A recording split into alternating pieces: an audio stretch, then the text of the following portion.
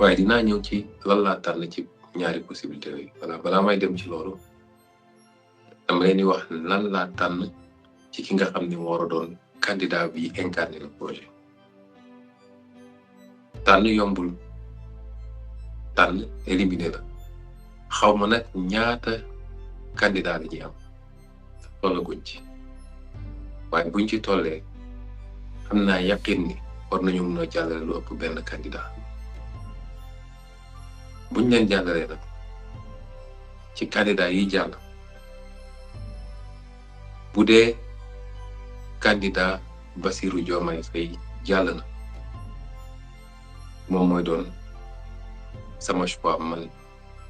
mu doon candidat principal bi nga xam ne mooy porter projet bi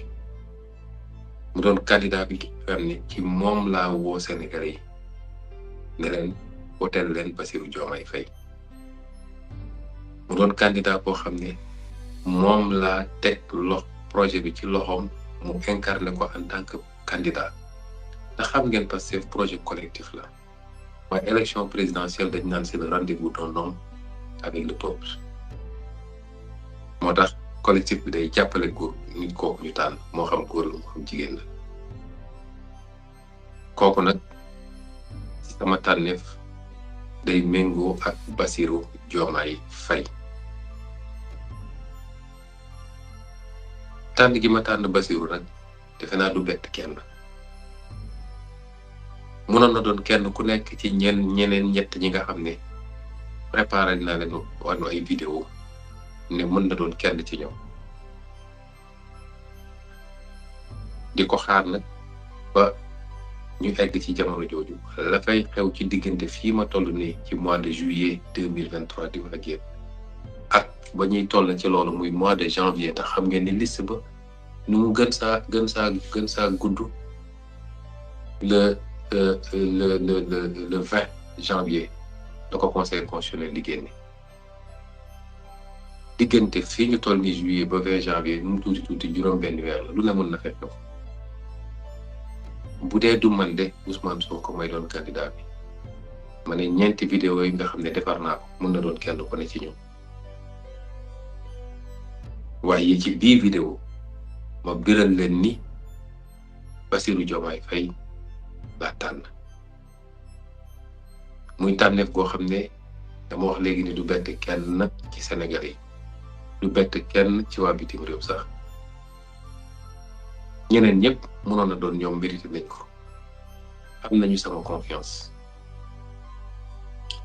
dama toog xalaat ci ay critères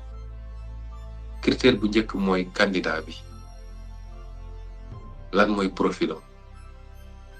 lan mooy meloom ci li nga xam ne wàllu xam-xam la ñu koy profil intellectuel ci li nga xam ne wàllu formation la ci li nga xam ne wàllu jaar-jaar la tax dama leen yàgg wax ni un homme politique dañ koy natt ci discours am waaye dañ koy natt surtout ci parcours am mooy politique du wax kese politicien boo jël mu ne la maa fi gën a baax maa fi gën a jub maa fi gën a set maa fi gën a bëgg réew waaye est-ce que ci jaar-jaaram bu ñu xooloon jaar-jaaram méngoo nag loolu tam sénégalais bu ne war na ci di bàyyi xel ndax njuumte ñu dal yëpp ci tànneef li ko andi mooy dañuy topp rek waxu politicien bi waaye duñu xool jaar-jaar ñaareel bi nga xam ne moom lay jiital ci critère mooy expérience muy lu am solo expérience am na solo mooy nit ki jaar-jaaram lan la ko war a jox ci xam-xam ba ñu yaakaar ni war na am na jox réew mi ñetteel bi ma jiital mooy kamay tànn naka la méngoo li nga xam ne mooy infrastructure u parti bi nga xam ne moo war a porter liggéey bi parti